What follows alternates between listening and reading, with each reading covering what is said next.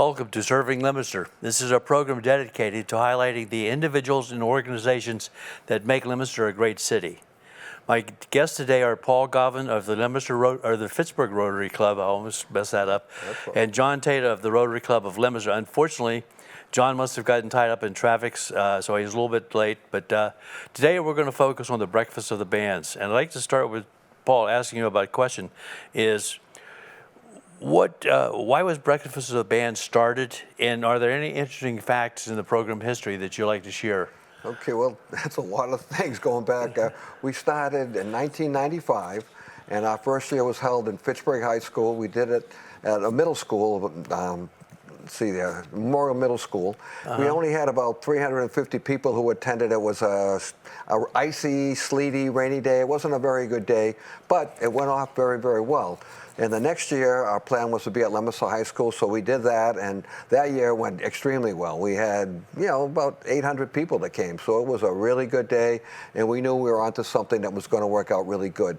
So the next year, we were supposed to go back to Fitchburg High School, and unfortunately, Fitchburg High School was still at the old Brickyard building, we call it, the Academy Street building, which parking up there is a real difficult situation, and once we saw the crowd that came to Leominster, we knew that trying to do it at the Academy Street building was going to be a challenge. So we ended up waiting until the new Fitchburg High School opened in 2000, and so those other years, those 3 years leading up to that, we stayed at Leominster High School. And so it's really done really well all these years. Really the way we got started, the reason we got started back in 1995, Proposition 2.5 was taking effect in a lot of the area schools and causing a lot of programs to be deleted or defunded, I should say.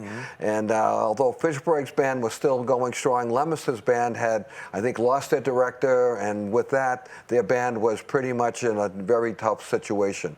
So a big part of it was to try to help both bands keep the music going in both communities, and at first a lot more concentration was on Leominster, helping them to get reestablished, which they've done a great job at doing that. So that's really what started it. And again, from 1995 until today, technically would be our 29th anniversary, but we did miss a year because of the pandemic. In 2000, we weren't able to hold the event because everything was still closed. There was no school year, and obviously we couldn't get people together. So we did miss a year then. So this will be our 28th annual Breakfast for the Bands, and this year we are back at Fitchburg High School, and this year it'll be the way we did it 2 years ago. So when we first started doing them, we were doing them in the cafeteria, and Leominster's cafeteria lended itself much better for the event because it was larger and we could get the bands in there easier and so on and so forth. Fitchburg's cafeteria was much smaller. Getting the bands through a corridor, walking through the tables was a challenge, and not only that, but was taking up space for seating. So that got to be a problem every year in Fitchburg. In 2023, just 2 years ago, we finally were able to convince the administration to let us try using the field house. So they have a very large field house with obviously the gymnasium, but other room in there as well. And that space that's to the office side of the field house, not on the basketball court, is a kind of a gray area space, basically a concrete floor. And we basically move all the tables and chairs from the cafeteria into that space, and then the bands can come in and they can do their performances on the basketball court, which makes it much better for everybody. The acoustics, frankly, are a lot better. The bands sound better in there, and it really ended up to be a great space. And not only that, but it's closer to the entrance. So the field house is actually much closer to the entrance of the school than the cafeteria was, which was way down the corridor. So it's worked out really good, and we're looking forward to having a really great year again this year at Fitchburg. Great. Tell me about the event itself, the date, when it's going to be, and stuff like that. Just everything you think about the day of the event, what happens. Well, when we first started doing the event, obviously the rivalry between Fitchburg High School and Leominster High School on the football field goes back a very long time, well over 115, 120 years. I don't know. I didn't play in the first one, but Okay. but anyways, it's gone on for a very long time, and we knew the rivalry was very strong. But we also knew that people get along very well in both communities. So we decided to try to do it on the Sunday before Thanksgiving. A lot of people are home for Thanksgiving, and that's worked out well. So a lot of alumnus from both high schools are able to come to the event, enjoy the camaraderie and the fellowship. And a lot of old friendships are renewed, and it's worked out to be a great date. So we do it the Sunday before Thanksgiving, and that's been the same date for all 28 years that we've done it. And this year it'll be on November 23rd, Sunday, November 23rd at Fitchburg High School. Okay. How many meals do you serve? Well, it varies from year to year, but our average is usually somewhere between 700 and 1,000. So we serve a lot of people, and it's a very, very busy morning. People keep coming in continuously throughout the morning. Again, back to the challenges with the old Fitchburg cafeteria, was a lot of people would want to stay and enjoy the music.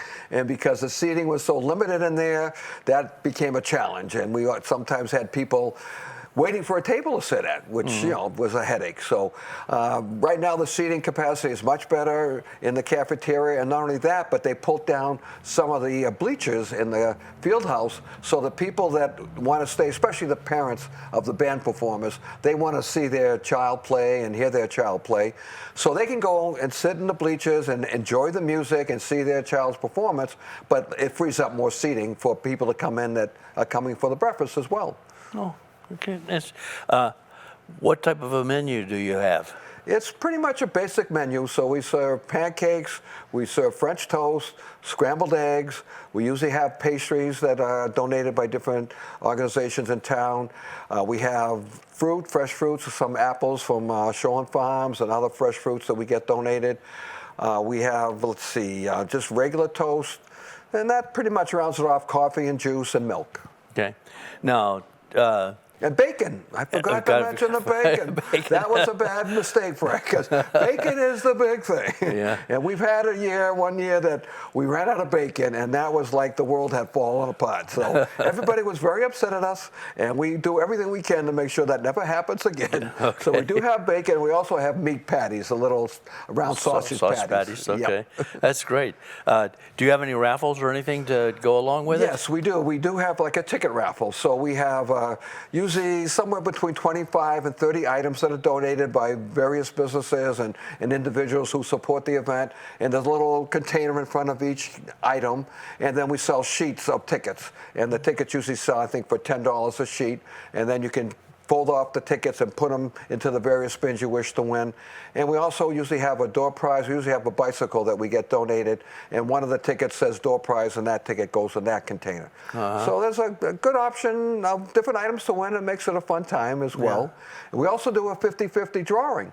And that's become a big part of it, too, because usually the 50-50 winner wins sometimes close to $1,000. Wow. So that can be meaningful for someone that gets the lucky ticket. Yeah, that's great.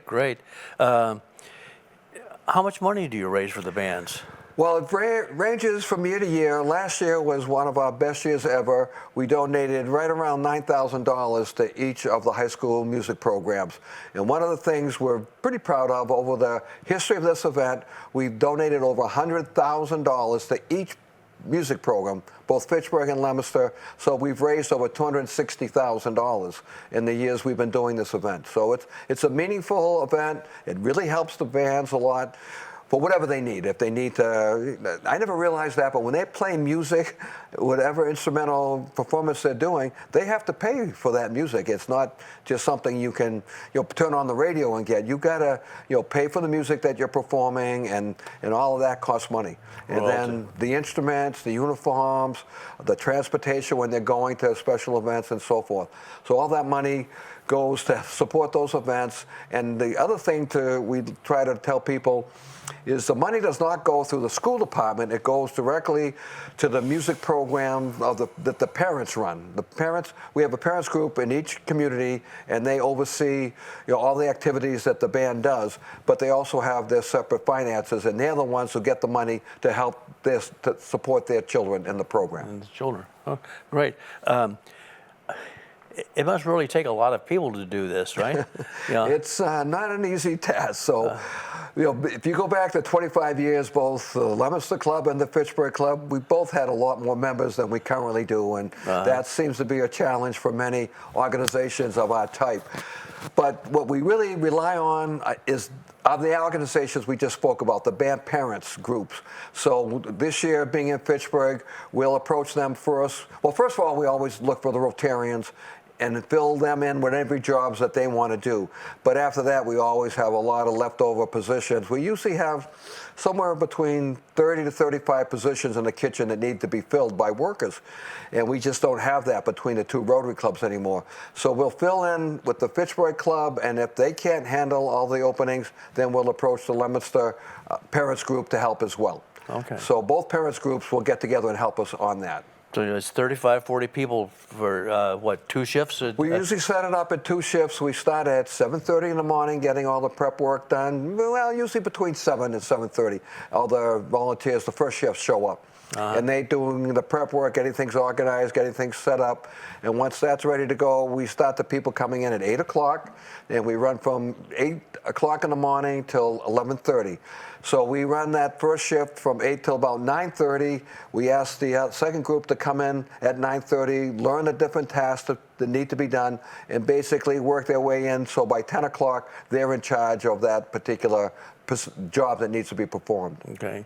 And then you have a cleanup afterwards, right? Part of the job is the cleanup people are there the whole time because right from the beginning we're cooking on pots and pans, and those all have to be cleaned. So the kitchen people are working really hard. We also have set up people that are setting the tables. We put a placemat at each place setting, and actually this is one from last year. And so the placemat has the different sponsors of our event. We have people that just do a basic sponsor for $50. And then we also have a business sponsor, a corporate sponsor for $150. And then we have banner sponsors for $300. And the banner sponsors, those that donate at that level, we hang their banner around in our case, the field house this year, so they get more recognition. And up here you can see that there are those QR type of codes as well. And the QR codes are $500. And the advantage of that is the people that attend, they can scan that QR code and find out everything about that business and what they do and how they do it, and all their information is in there rather than all the other sponsors is just a name listing. But the QR codes, they get a lot of recognition for everything they do at their business. So that's really what the banner looks like, the placemat looks like, and there'll be one of these at every place setting when people come in to sit down. And part of our setup crew is, as people come and finish their breakfast and move on, we have to clean the table and get a new placemat down. So that's part of their responsibility because there's a lot of turnover. So we've got usually 4 or 5 people doing the placemats and those things. Okay. Now, if someone else wants to be a sponsor, how would they get in contact with you? Okay, well, our sponsorships are really handled right now through Dean Valier, who is a member of your club, and I gave all the letters out there to the people I had. But basically, we have Dean's phone number and his, actually, I can give you his information on if they don't have the letter there. I'm sure they can put it up afterwards. But Dean's takes all of the ads, and he basically, we have a letter that'll be going out probably next week to the people who have supported us in the past. And that letter will explain to them that this is our 28th year and that we really depend on them to be a sponsor again this year. And so Dean will be sending out those letters, him and his staff. And usually from there, other people that are interested can contact Dean. His phone number is 978-534-4637. So people can call Dean to find out about being a sponsor, and we can get a letter out to them that way. If they want to contact me, I'd be happy to send them a letter as well. They can reach me on my cell phone is 978-855-2145. So those are the two easiest contact people to contact. Okay. When do you start planning for this event? We started planning it basically the end of October. Our first meeting was the beginning of September. So we had a meeting then. We got a committee together. We reviewed all the different things that have to be reconciled to get the event going. Obviously, the location is somewhat easy because we switch from school to school. There's been times when like one time Leominster was going through a renovation of the cafeteria, and we had to do 2 years in a row at Fitchburg. So those type of things can happen. That's not a problem. We just adjust accordingly and set the date by, not the date, but the location by what's going to be available. Mm-hmm. But in the last 8 to 10 years, I don't think there's been any disruption. So we finished that. We determined the prices. We determined all the things that need to be done at that, and then we planned the calendar for the rest of the event going up until the 23rd. So we do have. Right now, the next thing is to get the letters done and out, and Dean and his team from Dean Valier. Dean is an insurance broker in town, and so he'll be working on that. And well, he's a lawyer as well. I think I gave him the. He's going to be upset with me. Yeah. So he's a lawyer. Dean Valier is a great lawyer in town, and he does a lot of work. But he does a lot of work to help us on this event as well. So sorry about that, Dean.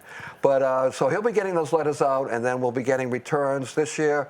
The returns will be going back to Karen Fusco and the Fitchburg Club, because we're the host club, so we'll be handling the returns and sending out the thank you letters to the people who are sponsors.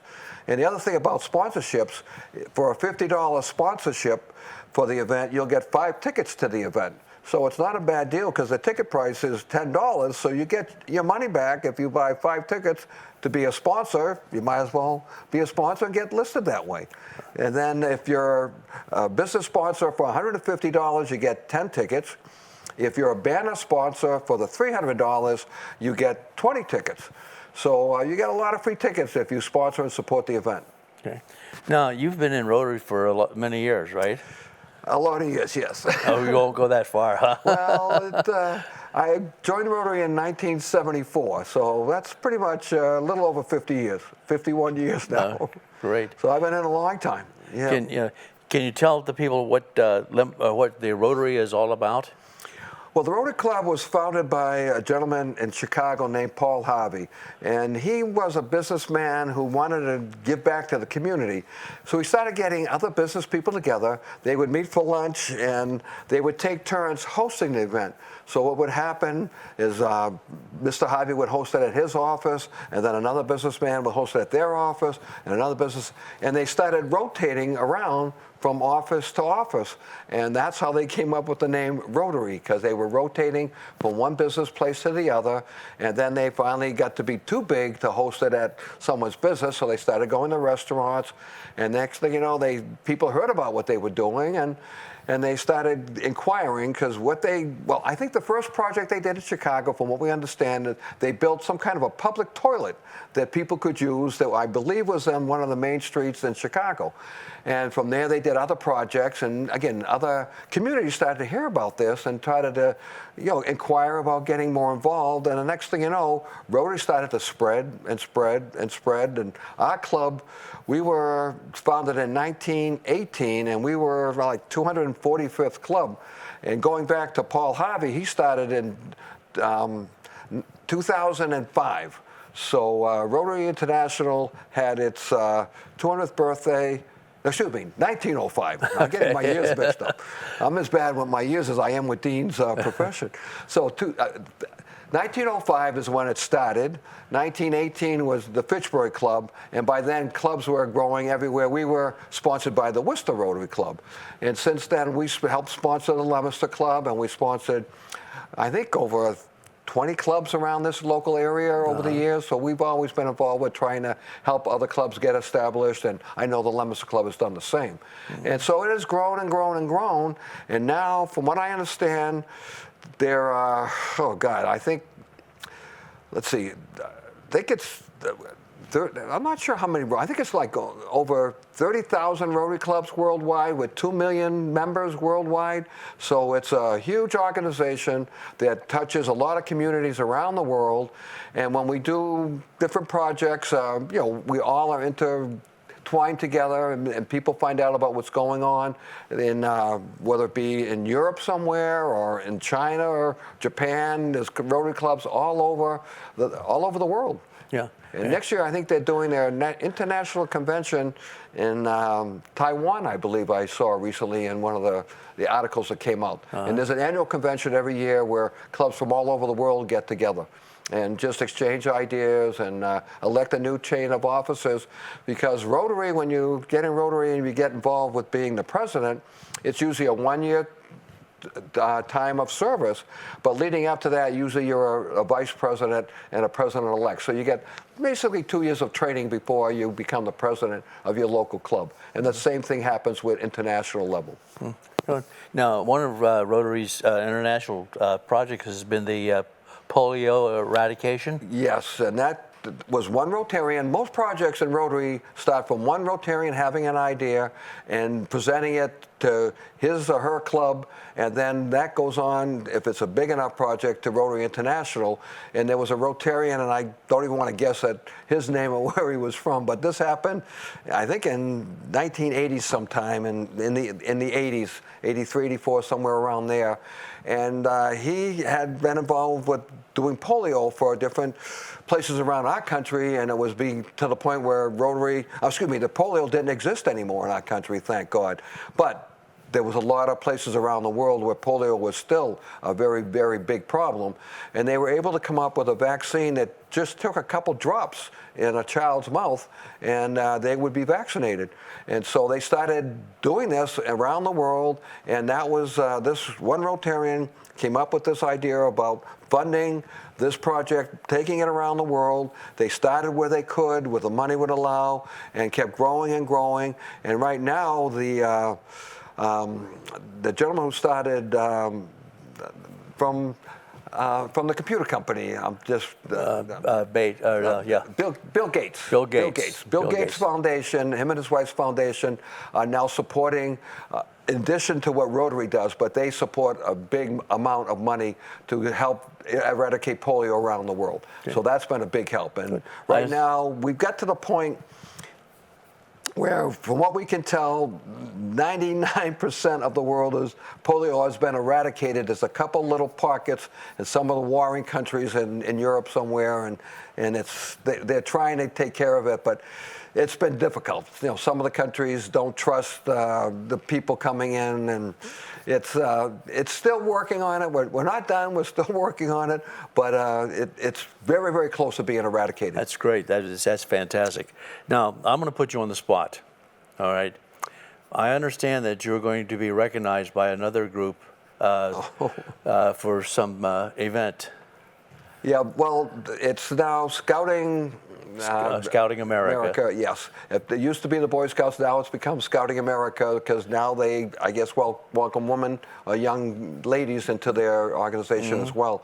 So evidently they look for someone in the local community that's been involved with doing social activities and different things. So I've been involved, obviously, with Rotary and for all these years. And through Rotary, I got involved with a lot of other organizations who were looking for people to help them. So over the years, I'm still involved with the Salvation Army locally and do a lot of work with them. I'm involved with the Crockerfield Restoration Committee, which we're proud of. We just were able to get the Crockerfield redone with the AstroTurf, much like what Doyle Field is like. Doyle was done quite a while ago. We just got Fitchburg done last year, so that's been a big accomplishment. I actually serve on a board for a daycare center back in West Fitchburg. And obviously Rotary has been involved for a long time. And then other things over the years, I was on the board of trustees for the Fitchburg Library, for the Thayer's Conservative Music, the Thayer's Symphony Orchestra. I was involved with their board for a number of years. I was involved with a place called the Center for Wellbeing. A lot of things. A lot of things. Well deserved. You really, as a member of the scouting program for almost 40 years now. Oh, great. I understand. I've been to a lot of these events, and you are in a super,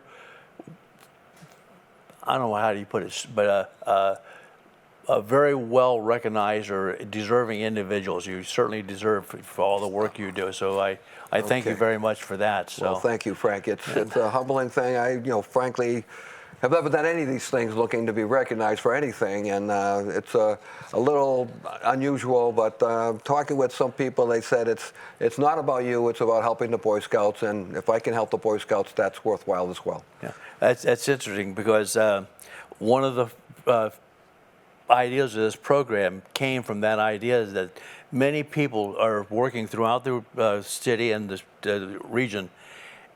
They don't get recognized. They don't ask for recognizing. They just do it because they want to help the community. So thank you very much for doing that. Thank you. And I wish you a lot of success on November 23rd at you. Fitchburg High School.